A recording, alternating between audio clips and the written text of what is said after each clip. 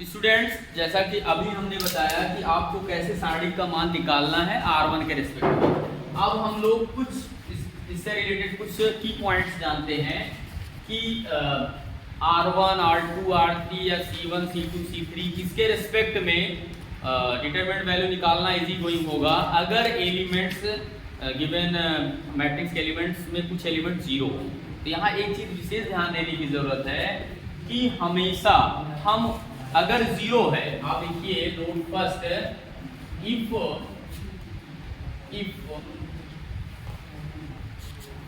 If an row sorry if a row or column contain zero as element, then we select the row or column that has maximum number of zero as element and expand the determinant with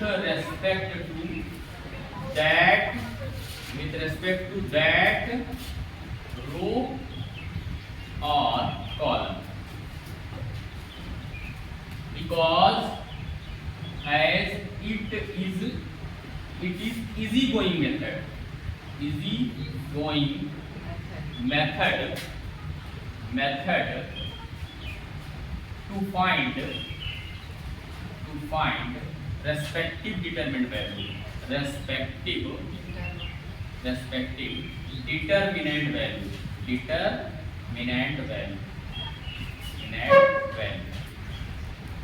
for example, for x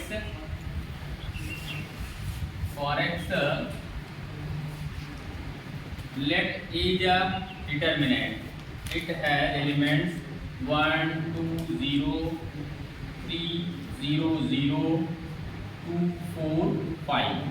suppose करो हमारा एक determinant है जिसके elements first row के 1, 2, 0 हैं, second row के 3, 0, 0 हैं and third row के 2, 4, 5 हैं। तो जैसा कि मैंने क्या कहा, मैंने ये कहा किसी भी डिटर्मिनेंट की वैल्यू को किसी भी R1, R2, R3 या C1, C2, C3 किसी के भी रेस्पेक्ट में एक्सपेंड कर सकते हैं, लेकिन जरूरत इस बात की अगर उसके सारे वैल्यू नॉन जीरो हैं तो हम किसी के भी रेस्पेक्ट में एक्सपेंड करेंगे।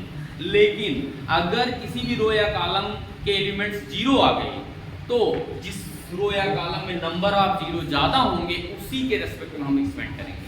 तो कहने का सेंस यहाँ पर हम इसको किसके रेस्पेक्ट में एक्सपेंड करेंगे, R2 के रेस्पेक्ट में एक्सपेंड करेंगे। तो हम लिखेंगे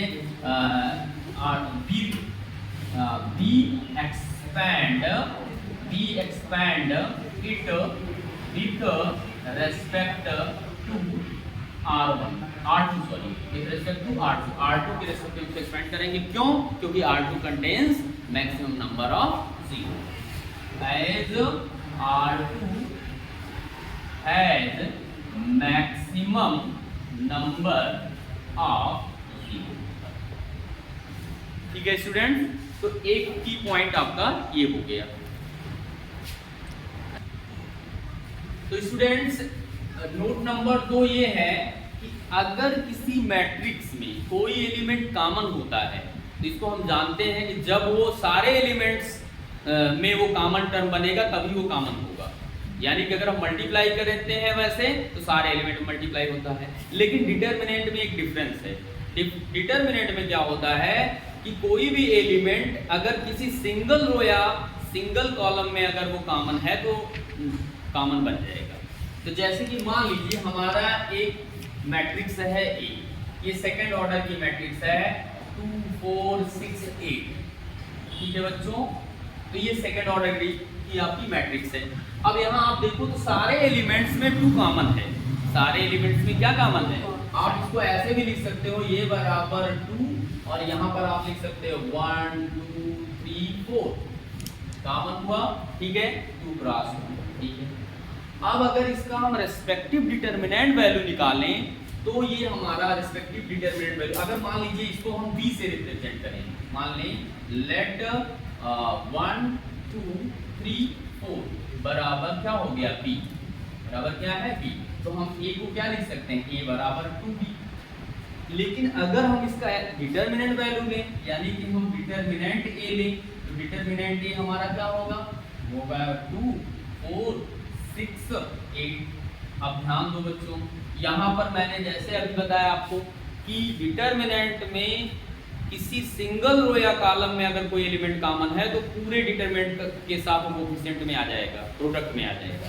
तो यहाँ अगर हम देखें तो फर्स्ट रो में, सॉरी फर्स्ट कॉलम में, चाहे फर्स्ट कॉलम में चाहे फर्स्ट रो में, बात एक ही है, दोनों में 2 कॉमन है। तो फर्स्ट C1 से अगर हम 2 कॉमन लें तो ये, और C2 से भी 2 कॉमन लें तो 2 क्रॉस 2 बन जाएगा। ये क्या बन जाएगा, 2 क्रॉस 2, क्योंकि C1 और C2 दोनों में 2 कॉमन है, इसलिए 2 एक बार नहीं 2 बार 2 कॉमन लिया जाएगा।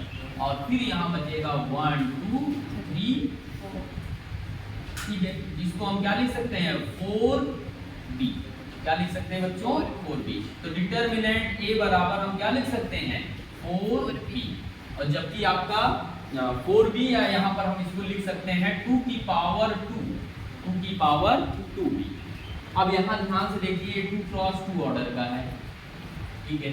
तो यहाँ पर अगर हम कंपेयर करें हमारा, तो कहने का मतलब जो डिटरमिनेंट वैल्यू होता है, ध्यान से देखिएगा, अगर उसके किसी मैट्रिक्स के सारे एलिमेंट में कोई टर्म कॉमन बन रहा है तो वो जो कॉमन बन रहा है उसकी ऑर्डर, उसकी एक्सपोनेंट, जैसे मान लीजिए n ऑर्डर का अगर हमारा है, अगर हमारी मैट्रिक्स अगर ये 2 क्रॉस 2 ऑर्डर की ना हो, तो 2 क्रॉस 2 ऑर्डर की है तो यहाँ पर इसकी पावर 2 आ रही है। और अगर n ऑर्डर की होती स्क्वायर तो यहाँ 2 की, मान लीजिए 2 ही कॉमन होता तो यहाँ 2 की पावर n हो जाता, ठीक है। या आप उसको सिंबॉलिक रूप से अगर आप समझें तो मैं यहाँ समझा दूँ आपको अलग से, यहाँ सिंबॉलिक रूप से समझें कि अगर a बराबर k इंटू b है और b हमारा क्या है, b हमारा सेकंड ऑर्डर की मैट्रिक्स है, b हमारे सेकंड ऑर्डर की मैट्रिक्स है, या सॉरी b हमारा n ऑर्डर की मैट्रिक्स है, तो हमारा डिटरमिनेंट वैल्यू a बराबर क्या होगा, k की power n into determinant of, ये हमारा एक फार्मूला है, ठीक है। इस फार्मूले को समझने से आगे बहुत सारे कॉन्सेप्ट के क्वेश्चन, इससे रिलेटेड बहुत सारे क्वेश्चन आप इजीली सॉल्व कर सकते हैं, ठीक है।